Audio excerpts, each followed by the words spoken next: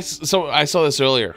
But basically Aaron put out a thing on Lifeweaver. Director's Take, a continued look at Lifeweaver. Last Director's Take, we talked about the state of Lifeweaver and the changes that we were making to the hero in order to strengthen him. They had a positive effect, but they didn't do nearly as much as we'd hoped.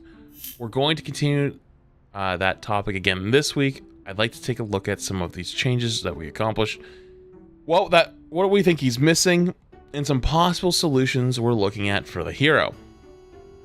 Over the last few weeks, we've made a number of buffs, tweaks, and modifications to Lifeweaver. In short, we modified his control scheme, making it a bit more fluid and intuitive, and we buffed him across several different categories. We upped his healing ammo capacity, tightened the spread on his weapon, and buffed his ult. We saw a lift in his win rate across the game. At the lowest skill tiers, it was hovering around 45, but quickly dropped off at higher skill ratings. Okay, you know it's really bad. I think there's about 5 or 6 Overwatch streamers right now that are attempting to do Lifeweaver unranked to GMs, and a few of them actually quit because it was too hard. It was legitimately not possible. So that's the state of Lifeweaver right now. I think Fitzy went... I might be talking about my ads here. I think Fitzy went from Masters to Gold playing Lifeweaver. Which is so fucking funny, dude. It's so funny. The effects we thought these changes would have were difficult to work through since they coincided with the modifications to his control scheme. It is a little easier to estimate the sort of effect that a number change will have on a hero's performance, but estimating the power that comes from a more fluid control scheme is harder to do. We weren't sure how much it would change the hero's win rate, but we think we have a great base to build off of. Let's look at what some of those changes resulted in. Oh yeah, I had a video where I talked about it on stream where how I thought they could fix Lifeweaver. They basically just need to make his healing like Kiriko, so you don't have to charge it up. It just like charges itself, and then you like can shoot out bursts. That way you can swap from DPS and damage, and then probably swap the weapon speed a little faster, because he just feels very clunky in that way. We increased the ammo capacity on his healing to provide higher throughput and increase the amount of healing that his ult does. This worked. He has one of the highest healing outputs in the game, including the highest at some skill tiers. So this is a great example though of why more damage / more healing doesn't actually mean more win games, because Overwatch is about utility. This aligns with our vision of the hero, and we're happy with where he's at. We also tightened the spread on his weapon, but this only marginally raised his skill in eliminations. You have to squint to see the change in our charts. Oh my god. Along with these stats, another piece of the puzzle is that Lifeweaver has one of the lowest, if not the lowest, death rate for support heroes in the game. This might seem like it runs counter to some of the commentary online that his hitbox is too big, but he is still taking consistent amount of damage in the middle to upper range of other supports. This just sounds like flawed data, in my honest opinion. This is also why making characters and balancing characters strictly off data is just really not a good idea, because you will have these discrepancies that don't make sense, because you can't account for the GM1 Adderall fueled up Tracer player who's going and absolutely just ripping people apart. Those players aren't going to pick Lifeweaver, they're going to swap. And the games that you're getting away with playing Lifeweaver probably aren't getting punished that much, if that makes any sense at all. Like the reason why people say his hitbox is so big is as you climb higher up, it's like you realize very fast that people aim better, and you're not going to get away with that shit.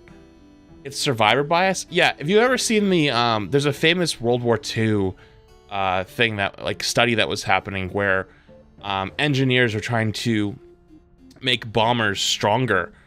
So what they were doing is they were studying planes that came back from battle that were full of bullet holes on where they should put more armor. So they were armoring the parts of the plane, or talking about armoring parts of the plane that were full of bullet holes, because, you know, that's where they were getting shot. What they didn't take into account was all the planes that didn't make it home. So they had all these things that were showing, oh, these are all the points where they get shot, but they made it home. They didn't have all the data for all the ones that don't make it home, which was where they got shot other places. So it kind of sounds like, in some ways, with the people that are talking about commentary online, if the hitbox is too big, is most of those people probably aren't even going to pick the character because they know it's just a bad idea. And the times when they do pick the character, they're not getting spawn trapped on him. Like, if you're getting spawn trapped on him, you're going to swap, like, immediately. You know what I mean? So, to me, it just doesn't sound... Like, his hitbox is too big. He is as big as Zarya. It's not just commentary online. It is fact. I'm sorry. Okay, continuing. So we have a support hero that has one of the highest healing rates and one of the lowest death rates in the game. Yes, because stats don't paint the whole picture, right? That should be good, right? Overwatch is more than raw numbers. Okay, yeah, this is why it's an Aaron dev blog. Aaron understands that. He knows it's more than that. But still, end of the day, it's why there's other things that need to be considered. Overwatch is more than raw numbers. You get assigned to a hero's weapons and abilities. So players need a reason to pick one hero over another. For Lifeweaver, those reasons are supposed to be his utility abilities, life grip, and pedal platform. Both can be game-changing abilities, but they're also inconsistent.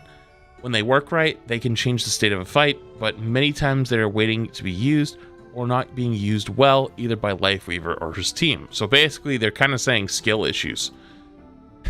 That's actually kind of funny. When it comes to future changes for Lifeweaver, here's what we're thinking. We want to make it clear why players may select Lifeweaver over other heroes.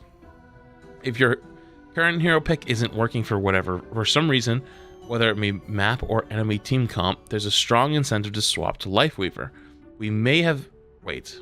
What's a strong incentive to swap to Lifeweaver? Good question, to be honest with you. We may make other changes along the way, such as lightly buffing his Thorn Volley and reducing hit volumes, but ultimately, we have changed targets at a further pronouncing... Oh, wait. We have changes targeted... I'm dumb. At further pronouncing Lifeweaver's strengths and clearly defining his role on your team. This could be leaning harder into his healing effectiveness through a new passive or bringing additional benefits of some of his utility-focused abilities. With a defensive-based hero, we have to be careful on how far we go in terms of buffing raw healing and defensive abilities. Too far can negatively disrupt the overall flow of the engagement. These are some of the things we're iterating, and we hope to have the next set of changes ready for Season 5. Wow, so they're working kind of fast to fix them. With these changes, it's our hope that Lifeweaver will raise to his proper place among the heroes in Overwatch 2. Looking forward to the next director's take. Will be on a different subject, something a little bit more future-facing. So there's actually a very interesting thing. Is he said they're basically skill issue, you're not using the abilities properly. I would be kind of in favor of lowering the overall health the pedal platform has from like 400 to 200 and then halving its cooldown. So right now it's on like a 13-second cooldown. You made it like a 6-second cooldown, because I've noticed most Lifeweavers use it to go up and then they just jump off immediately. Like, basically use it. Oh, I'm free now. Okay, let me come back down and help my teammates again. So if you made it so it was easier to kill the platform, it would be easier for dive targets to get onto him, making sure he could still be punished. But you would actually have more uptime for being able to get high ground engagement. So I think that's a good way they could do it. Touching the pull is very, very scary. And then I think you got to make the swap between his damage and his healing a lot more intuitive. So like right now, if you're doing damage, you have to swap to healing. Like you swap the thing over and then start charging it, charge it to full, and then throw it. It takes too long. It should be the second you swap back over, it's already charged, good to go, ready to do a 65 heal burst and throw a burst heal. And then it charges back up on its own. Like instead of holding it and charging it and taking time, I can burst, swap back out, damage, swap back over, burst, or just stay and go burst, burst, burst, burst. You know what I mean? So, I don't know. That's what I think about it. But either way, though, yeah, definitely needs some help. And this is also a great example as to why not just having more damage or more healing or whatever doesn't win you games. So.